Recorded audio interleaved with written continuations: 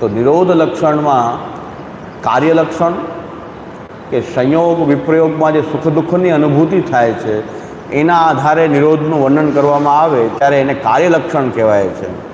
નિરોધને કારણે જે કાર્ય પ્રકટ થાય છે, નિરોધ થવાથી જે કાર્ય પ્રકટ થાય છે કે ભગવત સંયોગ સામયિક એ પરમ સુખનો પરમાનંદનો અનુભવ થાય છે અને ભગવાનના વિયોગમાં એ પરમ દુઃખનો અનુભવ થાય છે। આ સુખ દુઃખનો જે અનુભવ જે છે એ નિરોધના કાર્ય છે।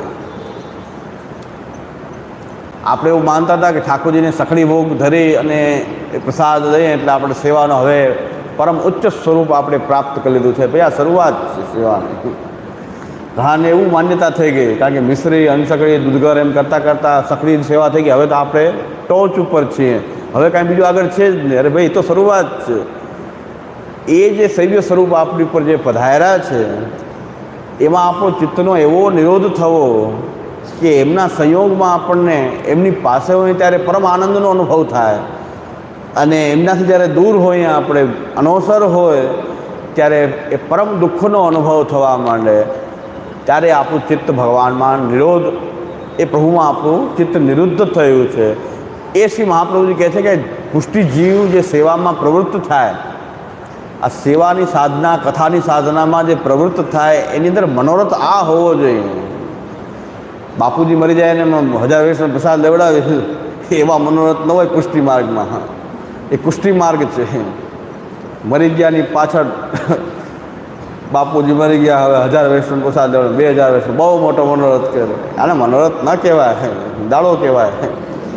બાપુજીનો દાડો કહેવાય, મનોરથ થોડો કહેવાય। આને મનોરથ તો આને કહેવાય કે યચ્ચ દુઃખમ યશોદાયા નંદાદિનાંચ ગોકુલે ગોપિકાનાંચ યદ દુઃખમ તદ દુઃખમ શ્યાન મમ ક્વચિત ગોકુલે ગોપિકાનામ ચ સર્વેષામ વ્રજવાસિનામ યદ સુખમ સમભૂત તન્મે ભગવાન કિમ વિદાસ્યથી।